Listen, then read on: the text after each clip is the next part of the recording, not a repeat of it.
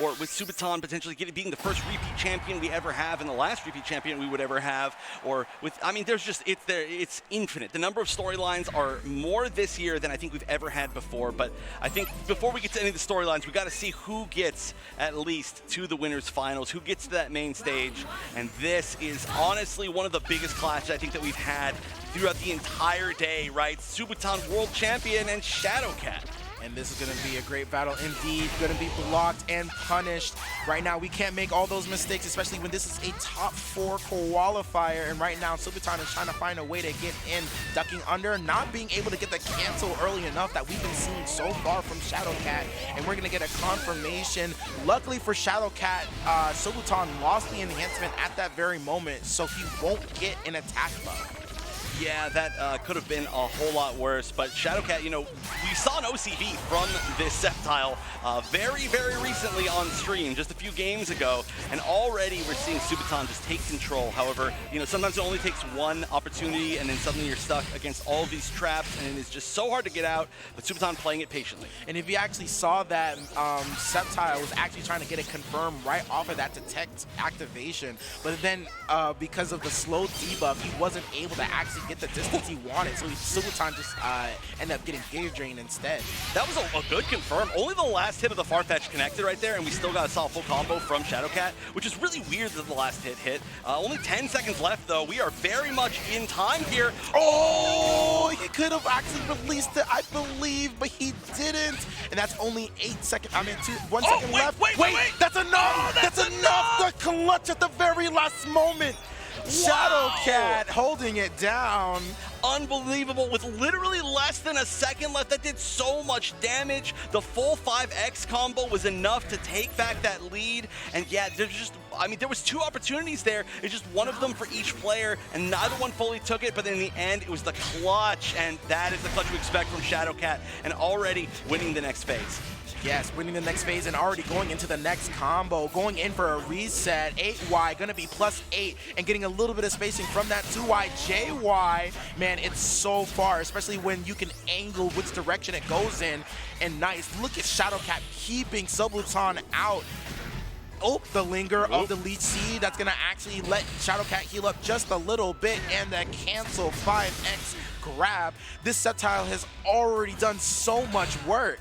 Yeah, you know, I was saying, you know, we saw it OTV, and I was like, oh, maybe not this time, though, but hold on a minute. Shadowcat saying, oh, you know what, maybe this time, and yeah, that's going to be 2 characters down to the Sceptile. This Sceptile is actually going to start this round, or this 3rd round off at higher HP than it started the 2nd round off at. It's gaining HP over time because it's just not getting hit. And so this is, of course, also a character that I would say Shadowcat has a little bit of knowledge of, and that is this Breaksin. So I think having that much knowledge against Breaksin is going to really help him in this matchup. I think so too, along with that, by the fact that Shadowcat has been showing how strong his Sceptile is. And like Tino was actually saying earlier, he already is one of the best, Shadowcat is already having one of the best character showings, being one of the best Darkrai's, being one of the best Breaksins, and now he's already just showing how well his Sceptile is. Look at this pressure. He's Subutan. Oh, wait. I actually have no idea what happens here. Let's see. I think this actually, yes, it gets rid of it, counter armors it. This is going to be end of the menacing Sceptile, and lucky for Subutan, not taking so much damage from it. Yeah, having to use the burst to get rid of. Oh, he's still alive. Oh no, I'm actually still scared. I know. With Rage as well. Just needs a few more hits here, honestly. At this point, barely connecting. That was actually super scary, because if that hit, that would have been a really good knockdown, that Leaf Blade, and then it would have been into more mix, and that was potentially it. Yes, that Leaf Blade would have actually been a tipper Leaf Blade at that distance too, which does extra damage and gives a hard knockdown instead. But Subutan holding strong with the projectiles, and now we have a Breaksin mirror. And the one thing about this is that you're gonna see a lot of support usage right now. Subutan charging up, Sunny Day. Now those specials are gonna be enhanced. Sunny Day again, and now you're gonna actually give yourself an attack buff. Both of these characters, or I should say both of these players, have their support at the ready. Cancel, and look at this.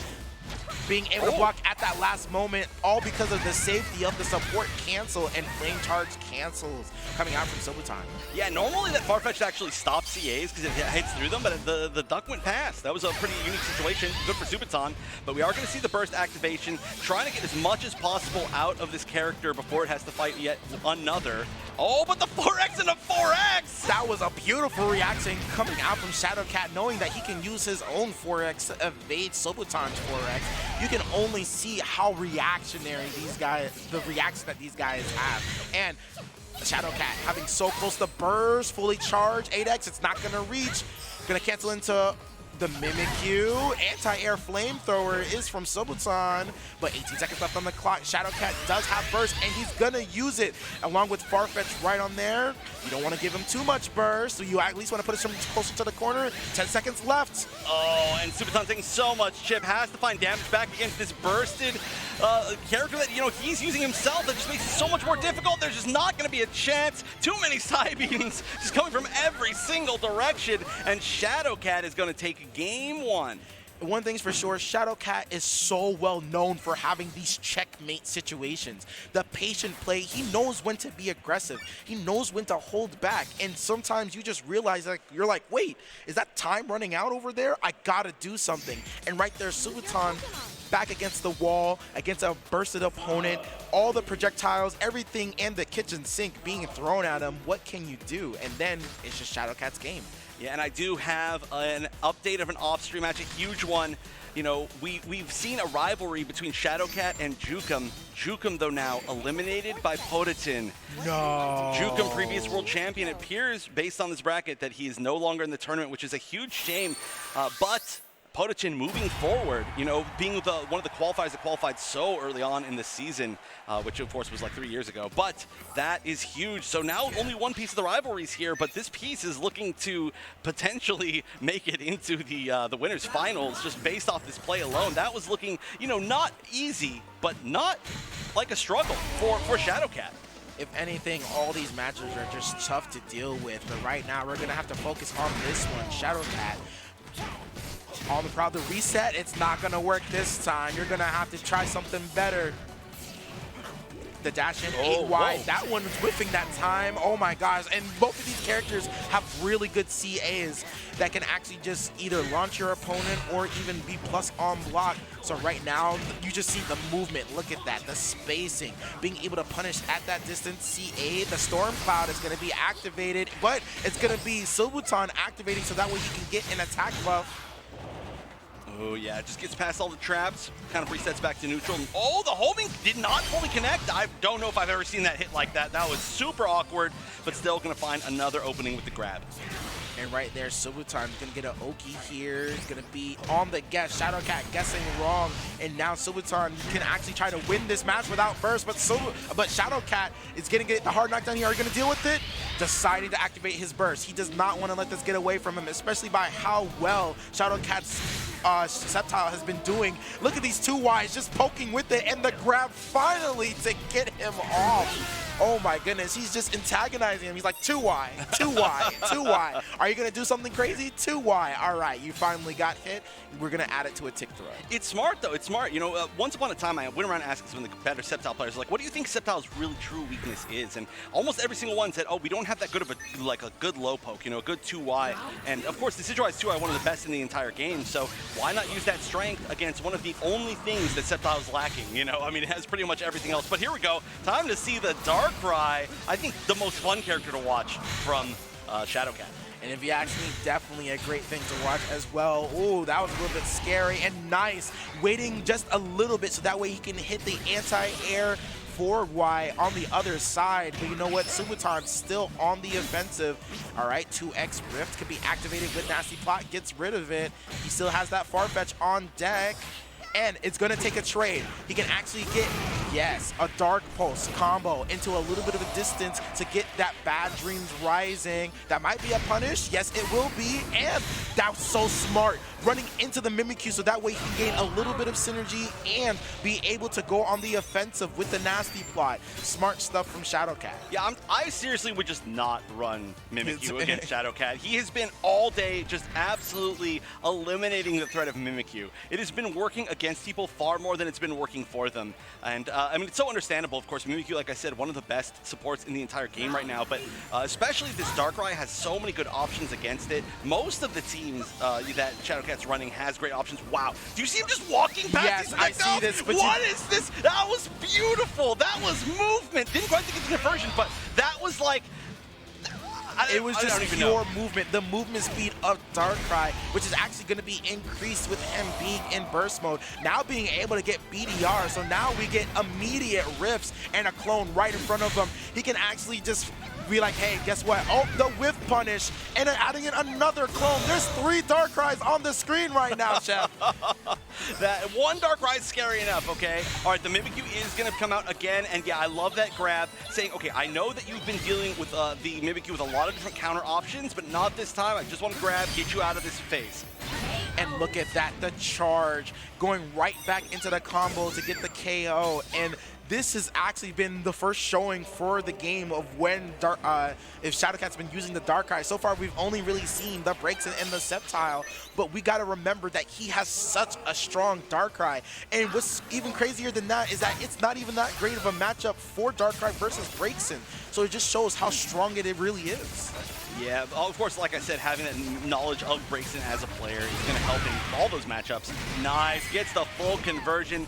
That's the style of Shadowcat, never wasting an opportunity, you know? Even the kind of weird hits, like that was 2 traps hitting at once, was still 100% ready for that conversion with the back X. And now is cornered, so has to find a way out. This burst, I like the super aggressive burst from Subutan. And this is nice, a good burst from Shadowcat, being able to burst activate while Subutan's in the air, so that means he's going to get a little bit of space, but he has to deal with being in the corner, and that's a frame 1 burst, and he's gonna get hit by it, and because of BDR, it's gonna do extra damage. Watch the life bar go away.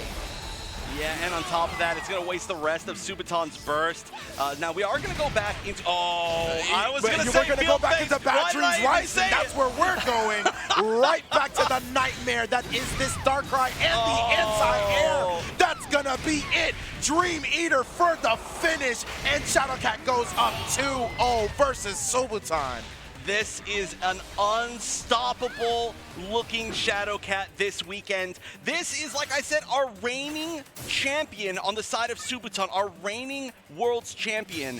And Shadowcat is, again, I don't want to say making this look easy, but this is not Shadowcat struggling at his hardest. This is just looking so ridiculous. Again, like you said, winning the LCQ and coming in here against the only person with the qualified guaranteed spot and who has also been just dominating his way through the bracket. This is gigantic. It doesn't look like we're going to have any sort of huge changes as far as characters. We might see a support change, but I mean, Subutan has to find something because Shadowcat, honestly, just looking like the strongest player that we've maybe ever seen. Honestly, Subutan has to find an answer here. Has not been able to get Shadowcat on his last character at all, but you know what? That's a good way to get started with some momentum. A dash up grab to already get nearly 40% of your synergy, and Subutan on the offensive. Moving back and forth. Shadowcat not going down without a fight, but you know what? The grab, the backdash again.